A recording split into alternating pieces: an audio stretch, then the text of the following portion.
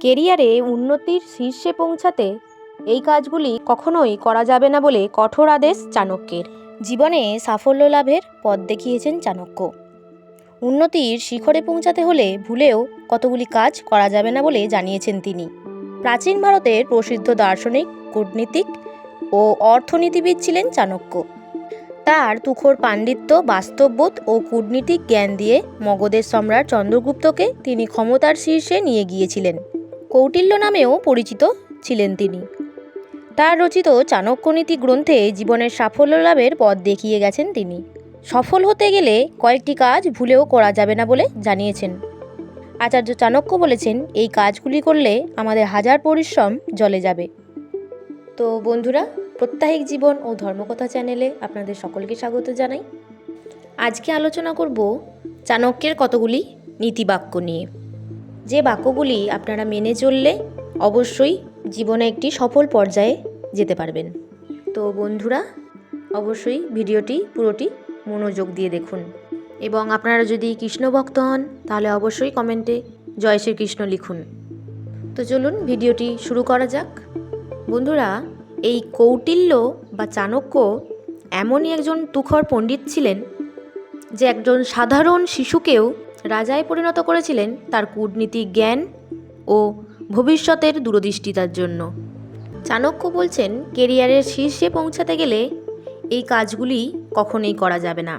আসুন তাহলে জেনে নিই নিজের লক্ষ্য অর্জন করতে কোন কাজগুলি থেকে দূরে থাকার পরামর্শ দিচ্ছেন চাণক্য। চাণক্য বলছেন, নিজের পরিকল্পনা অন্যকে জানাবেন না। নিজের কেরিয়ারে সফল হওয়ার উদ্দেশ্য যে পরিকল্পনা আপনি করছেন তা কিন্তু ভুলেও কখনো কারোর কাছে প্রকাশ করবেন না। আপনার পরিকল্পনা জেনে অন্য কেউ তার সুযোগ তুলতে পারে এবং আপনার সাফল্যের পথে বাধা হয়ে দাঁড়াতে পারে। আপনার পরিকল্পনা অনুযায়ী কাজ করে অন্য কেউ আপনার প্রাপ্য সাফল্য ও সম্মান ছিনিয়ে নিতে পারে। তাই কখনোই নিজের পরিকল্পনা অন্য কাউকে প্রকাশ করবেন না। এরপরে চাণক্য বলছেন যে কখনোই মনোবল হারানো উচিত নয়। অনেক সময় আমাদের জীবনে এমন সময় আসে যখন আমাদের আর্থিক ক্ষতি বা সাংসারিক ক্ষতির মুখে পড়তে হয়। এই পরিস্থিতিতে আমাদের আত্মবিশ্বাসে টাল খেয়ে যায়।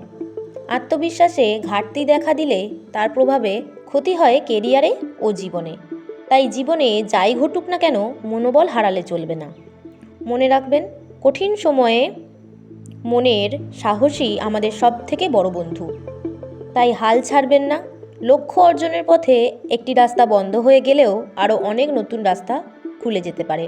অনেক চেষ্টা করার পরেও যদি আপনি সাফল্য না পান, তাহলে অবশ্যই সৎ পথে অন্য একটি রাস্তা আপনি খুঁজে নিন। কখনোই নিজের লক্ষ্য থেকে সরে যাবেন না। এরপর তিনি বলছেন যে অন্যের ভুল থেকে শিক্ষা নেওয়া। চাণক্য বলছেন যে আমাদের সর্বদাই অন্যের ভুল থেকে শিক্ষা গ্রহণ করা উচিত। আপনি যদি সবসময় নিজের অভিজ্ঞতা থেকে শিখতে চান, তাহলে আপনার হাতে সময় খুব কমে যাবে। সেখানে আপনার জীবনের মূল্যবান সময় অনেকটাই নষ্ট হয়ে যাবে। তাই অন্যের ভুল থেকেও আপনি শিক্ষা নিন এবং সেই ভুল করা থেকে আপনি এড়িয়ে চলুন। চাণক্য বলছেন, কড়া কথা বলবেন না। চাণক্য নীতি অনুসারে আমাদের মুখের কথার বিরাট শক্তি আছে।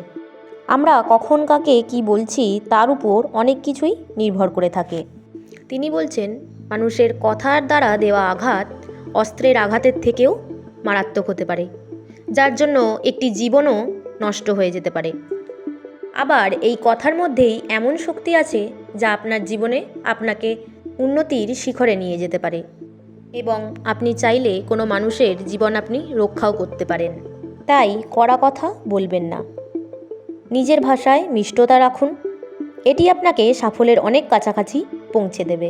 এবার লাস্ট যে কথাটি বলবো সেটি হলো, শর্টকাট রাস্তা নেবেন না।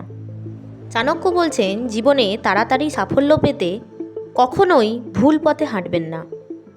যে কোনো কাজে শর্টকাট বা অনৈতিক উপায়ে পাওয়া সাফল্য আমাদের অল্প সময়ের জন্য আনন্দ দিলেও তা দীর্ঘমেয়াদী কখনোই হয় না। ভুল পথে অর্জন করা সাফল্য কখনোই আমাদের কাছে বেশি দিন থাকে না।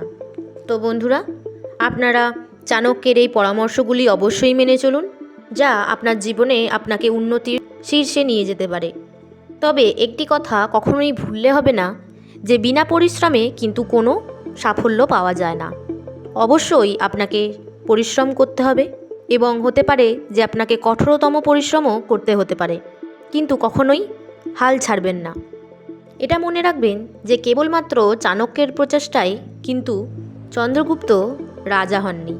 তাকেও অনেক কঠোর পরিশ্রম এবং তার সাথে এই পরামর্শগুলি মেনে চলতে হয়েছিল। তো বন্ধুরা, আশা করছি কৌটিল্যের এই পরামর্শগুলি আপনাদেরকে সফল হতে সাহায্য করবে। ভিডিওটি ভালো লাগলে অবশ্যই একটি লাইক করবেন এবং কমেন্টে জয় শ্রীকৃষ্ণ অবশ্যই লিখুন। আরও নতুন ভিডিও পেতে আমার চ্যানেলটিকে সাবস্ক্রাইব করে রাখুন। ভিডিওটি শেষ পর্যন্ত দেখার জন্য বন্ধুরা আপনাদের সকলকে অনেক অনেক ধন্যবাদ জানাই।